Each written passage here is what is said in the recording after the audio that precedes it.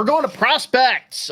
Shout out to our great friends, MNW Prospects, wherever you want to find them. On Twitter, that is MNW Prospects. On Facebook, I think their name is MNW Young Guns. I might have it backwards, but box. Go ahead. Make fun of me. No, every time that we bring up, I know. Like prospects, it's like almost word for word. It's like it's either this or I don't know. I can't. I'm on the same page. I don't know. I know. I know. Every time too. Actually, no. On Twitter, they go by MNW Young Guns, but it's at MNW Prospects, and I think on Facebook, then it must be MNW Prospects across the board. But shout out to them. They do such a good job of keeping up with like what happens week to week with all of the prospects. They'll let you know which ones are popping and which ones aren't. This week we have a couple of guys that warranted discussion. Z, if you have any that we're missing that you want to bring up, like by all means. But I believe the first one that we're going to talk about here is going to be Hunter Haight. There he is.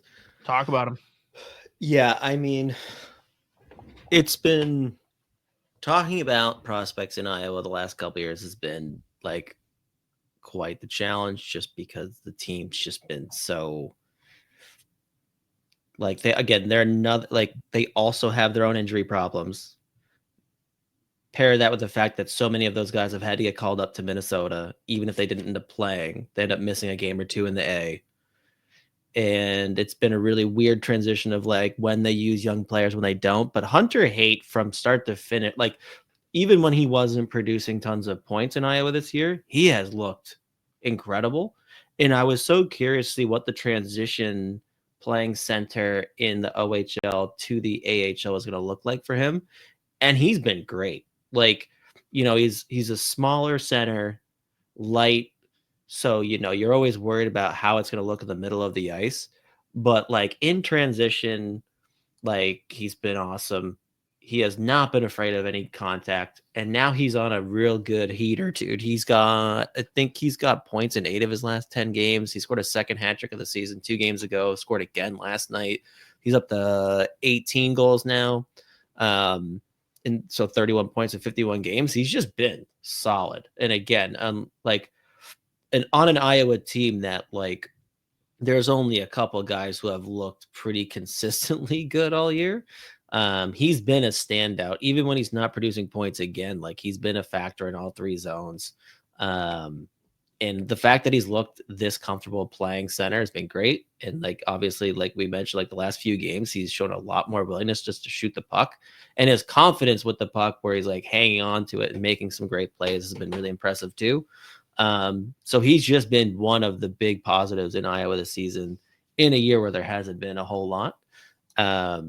So it's been awesome. So I'm very happy for him. Like anyone that listened to Fellowship when Wheeler was on, the one thing he mentioned was like Hunter Haight has that upside. Like he has the skill. Everyone knows that he does. They've just been long waiting for him to actually show it. Like he hasn't done it consistently. Like we all remember, like he got drafted and it was like, hey, this upcoming OHL season, like he's the guy to look out for. Like he might like really pop off. And just the way it worked out with Saginaw is like they bring in a ton of other players and he's kind of like pigeonholed to the wing, third line center, but like still played well. But like it's been impressive just seeing how confident he is with the puck this year, how well he's adjusted to playing center in the AHL with a hard schedule on a team that doesn't produce a ton of points in general. So it's been awesome. So I'm very happy for him, especially the last like 10 games. So he's just been on a tear and like he's growing in confidence game after game. So it's been great. We love that. Next up, we got to talk about Jesper Wallstedt. He's back. 4 games played. Heating up. 92.37 save percentage. 3 wins. Should people stop hating? They should have never hated, but yeah. He's healthy. He's playing consistently. Again, I really am curious to know like how the start of the year, how it was like the plan was for them to have all 3 up here. Like again, Still didn't expect that to result in him being like to performing as bad as he did at the start of the year. And I mean, this is the first like stretch that he's played consistently really well. But some of the saves he made, look, which game was that? I think it was against Grand Rapids, maybe. I think he put up like 38 saves, and some like ridiculous ones at that too. But now he looks like he's back in the zone. And again, when he's on his game, he's just like, it looks effortless, where it's like he's not the most athletic kid in the world, but he is a really smart goaltender. So again, like the reason he's so good is he's usually is already wherever the shot's going to be at. So he's made it look easy last few games. And again, like Iowa's been playing relatively well recently. So either way, just happy that he's got some consistent play under his belt. He looks really good last 4 or 5 games. You know, now his record's closer to 5. I think he's 9-11 and something.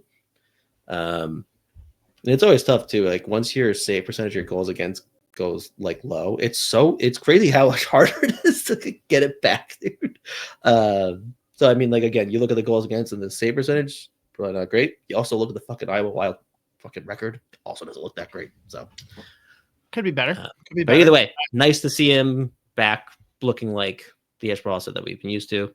It's gonna be important for him to finish out the year this year because you know that contract starts next year. He's gonna be in Minnesota. So. Yeah, it's pretty set in stone. I also have to say, just watched the Wilson versus Kachuk. I don't think Canada's sending Wilson anymore.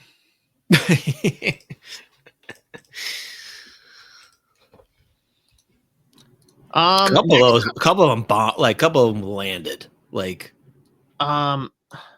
Mateo listed him as Ryder Ritchie, which I love. Last 10, he's got 6 goals, 7 assists, +9. How fun is Ryder Ritchie? He's so fun to watch. How high is he ascended in your like prospect pool rankings? I still think he's pretty close to where he was at because I mean, you factor in. I had him. Oh God, where did I have him? Somewhere in or out of the top 10. I want to say I had him right around that 10 spot. And I mean, when you just look at like until Wallstedt's, I mean, realistically, this would be the last year that Wallstedt's probably on that list in the first place. I've always had him up there.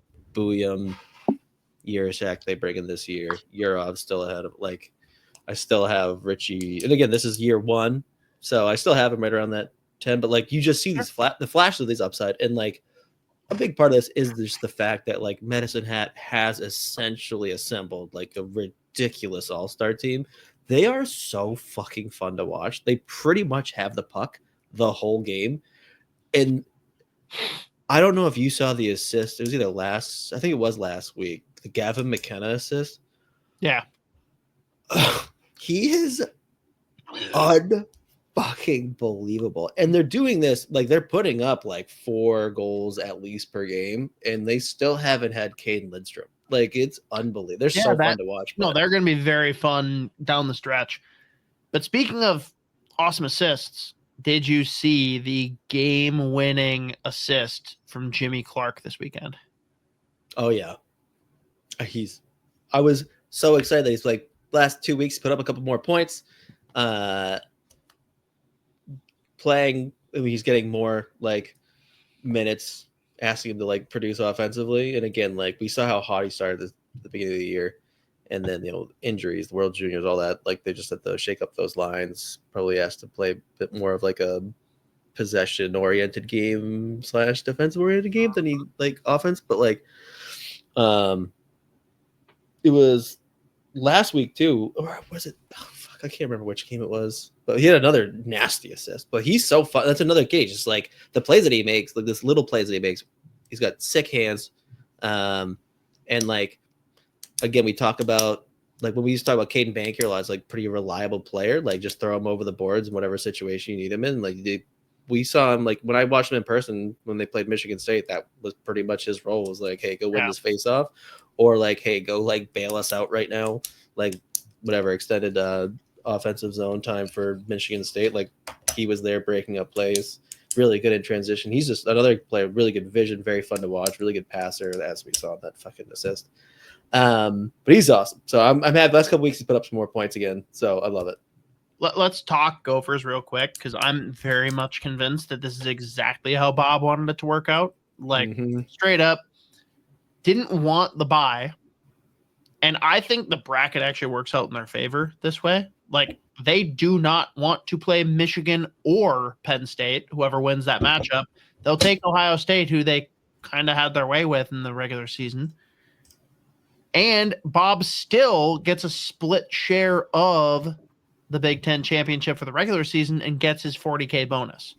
It couldn't have worked out better. It's perfect. We're thrilled.